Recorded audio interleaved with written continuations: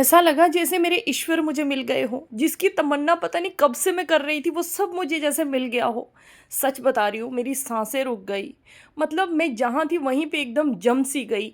ऐसा नज़ारा मुझे देखने को मिला जिसको देखने के लिए ना मैं तरस रही थी। सच बता रही हूँ, इस वीडियो को देख के ही मेरी आँखों में आँसू आ जा रहे हैं। आज जो मुझे मिला है ना, वो आप लोगों तक मैं पहुँचाने जा रही हूँ।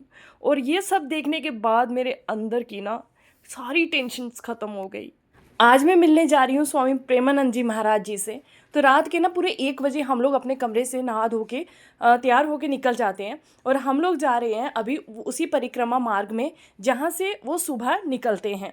डेली सुबह वो यहाँ से परिक्रमा मार्ग से होते हुए जाते हैं। तो आज हम लोग सुबह-सुबह पहुँच गए वहाँ पे। तो जैसे ही हम लोग वहाँ पहुँचे तो देखा इतनी ज़्यादा भीड़। वैसे एक बात कहूँ, हम लोग बैसाखी के पहले दिन चले गए थे, तो सोमवार को भी छुट्टी थी, एतवार को भी। तो एतवार को हम लोग गए थे, तो इतनी ज़्यादा भीड़ थी कि बिल्कुल पैर रखने तक की जगह नहीं थी, इतनी ज़्यादा भीड़ थी। सो बहुत सारे लोग तो गए होंगे, जो लोग मुझे मिले भी वहाँ पे, और सबको पता है कि वहाँ बहुत ज़्यादा भीड़ थी। तो हम लोगों ने जैसे ही एंट्री की तो वहाँ बहुत भीड़ थी, तो हम लोग चलते गए, चलते गए, चलते गए, बहुत आगे तक हम लोग गए। तब जाके हमको वहाँ जगह मिली खड़े होने के लिए। स्टार्टिंग में तो बिल्कुल भी जगह नहीं मिल रही थी। और जैसे ही मैं यहाँ आई ना, मेरे को एकदम ऐसे लगा कि पता नहीं मेरे को क्या मिलने वाला है। मैं आपको बता नहीं सकती कि मेरे अंदर में क्या हो रहा था उस टाइम पे। मैं आपको वीडियोस में बिल्कुल नहीं दिखा पाऊँगी। बट हाँ, ये वीडियोस आप तक ज़रूर पहुँचाऊँगी ताकि मेरे थ्रू आप भी वो सब चीज़ों को देख पाएँ जो देखने के लिए तरसते हैं लोग। सच बता रही हूँ। और जब मैं इस परिक्रमा मार्ग में पहुँची ना, तो यहाँ लोगों की मैं यहाँ पे श्रद्धा को देखकर, और इतना रंगोली और इतना मतलब भव्य नज़ारा कि रोड ऐसे लग रहे थे जैसे दिवाली हो आज। और इतना अच्छा लगा कि मेरे को एकदम से मेरे रोंगटे खड़े होने लग पड़े। बस उस मार्ग में घुसते ही ऐसे लग रहा था कि मेरे शरीर में एकदम ऐसी अजीब सा कुछ होने लगा कि मैं आपको वो बता ही नहीं सकती। फिर उसके बाद चलते चलते हम काफ़ी आगे गए और वहाँ पे देखा कि साइड पे जगह थी, तो हम लोग वहाँ खड़े हुए। तो जैसे ही हम लोग वहाँ खड़े हुए, फिर उसके बाद वो रस्सी लगाने वाले आते हैं, तो हम लोग यहाँ खड़े थे। तो साइड पे लोग रंगोली बना रहे थे और हम लोग 1:30 के करीब पहुंच गए थे वहाँ पे। और 2:30 जो है स्वामी जी आते हैं उस 2:30 के करीब। तो उस टाइम पे वहाँ पे बस रस्सी लगाने लग पड़े थे। वो पूरी रस्सी लगती है, जितना रोड है जहाँ जहाँ से वो निकलते हैं पूरे में रस्सा लगाया जाता है। तो इसको बड़े बड़े जो पोल हैं इनके साथ बांधा जाता है ताकि लोग इसके आगे ना आएँ। तो फिर इतनी देर तक वहाँ से फूल बेचने वाले भैया आ गए, तो उनसे हमने फूल ले लिए। अब यहाँ पे सब लोग रंगोली बनाते हैं, तो फिर मैंने सोचा कि क्यों ना हम भी रंगोली बनाएं। फिर कुशाग्री और एकाग्री दोनों वहाँ पे बैठी हुई थी। कुशाग्री रंगोली बना रही थी और एकाग्री पापा के पास थी तब तक। और उसके बाद देखिए, यहाँ फूल बेचने वाले भैया इस तरह से घूमते रहते हैं, आप इनसे फूल लेके रोड में रंगोली बना सकते हैं। और फिर उसके बाद हम लोगों ने रंगोली बनाई। कुशाग्री और एकाग्री दोनों रंगोली बना रही थी। मैंने उनको बताया था कि आज हम बहुत ही एक स्पेशल पर्सन से मिलने वाले हैं, तो वो गॉड जी हैं। तो वो बहुत ज़्यादा एक्साइटेड थी कि मम्मा हम गॉड जी से मिलने वाले हैं। मैंने कहा हाँ, हम गॉड जी से मिलने वाले हैं आज। फिर उसके बाद उन्होंने यहाँ पे पूरी रंगोली ऐसे दिया वगैरह बनाया जैसा उनको पसंद था, क्योंकि मैंने उनको बोला था कि आप ही बनाओ, आज मैं नहीं बनाऊँगी, आप बनाओ। फिर वो दोनों बैठ के बना रही थी, छोटी वाली देख रही थी बड़ी वाली को।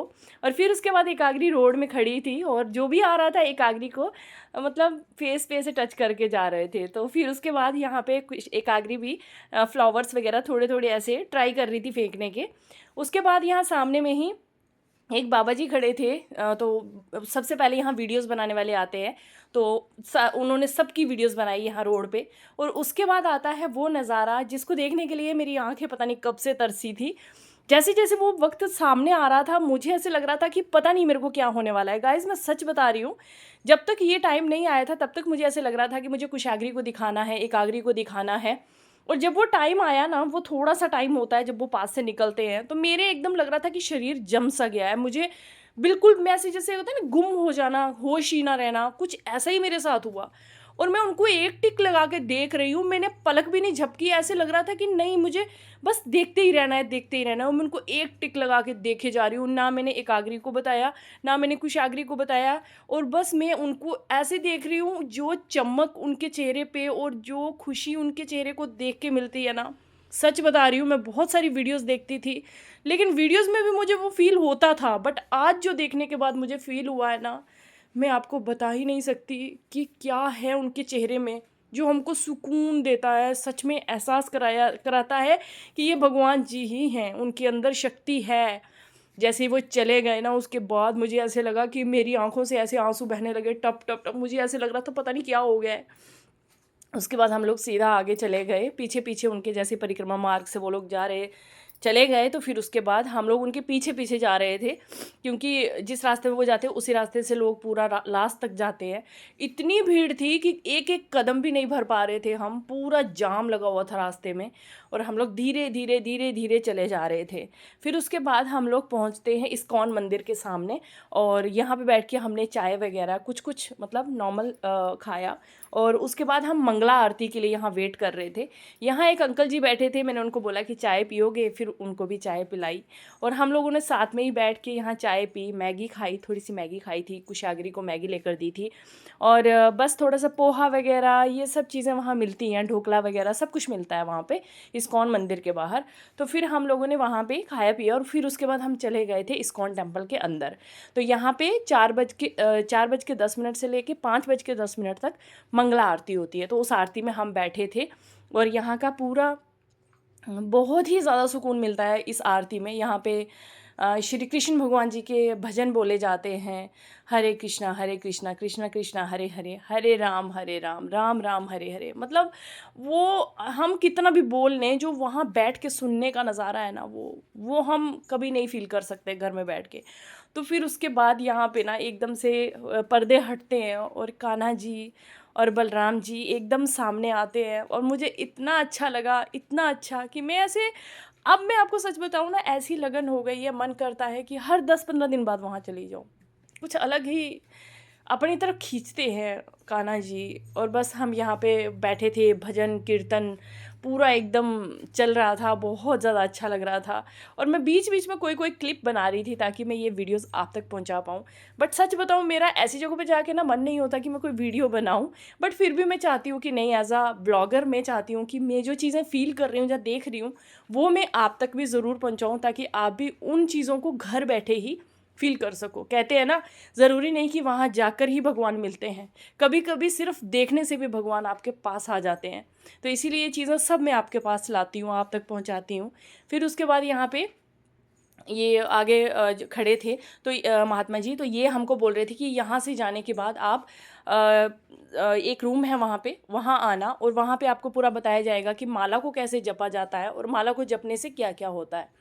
फिर उसके बाद मंगला आरती के बाद तुलसी आरती होती है। तो यहाँ पे देखिए तुलसी आरती हो रही है, लेडीज़ की अलग होती है, जेंट्स की अलग होती है सुबह तुलसी आरती। तो हमने भी यहाँ पे तुलसी आरती की, तुलसी पूजा पूरी की जाती है, मतलब प्रॉपरली पूरा भजन कीर्तन, और फिर उसके बाद परिक्रमा ली जाती हैं।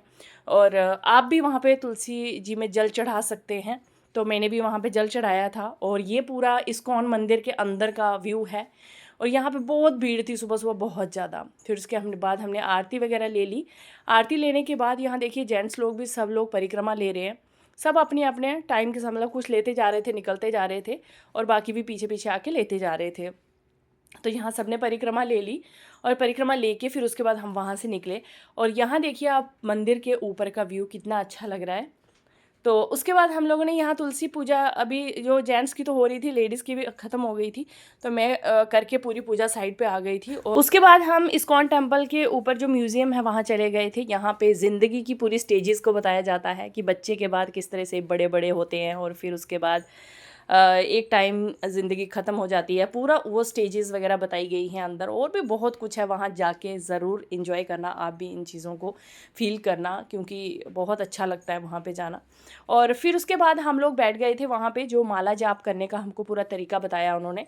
और तरीका बताने के बाद हर किसी को एक एक माला दी, और हम लोगों ने पूरा 108 माला का जाप किया था। हरे कृष्णा कृष्णा कृष्णा हरे हरे, हरे राम राम राम हरे हरे। आप भी घर बैठे ये जाप कर सकते हैं। जय श्री कृष्णा। मिलती हूँ अगली वीडियो में।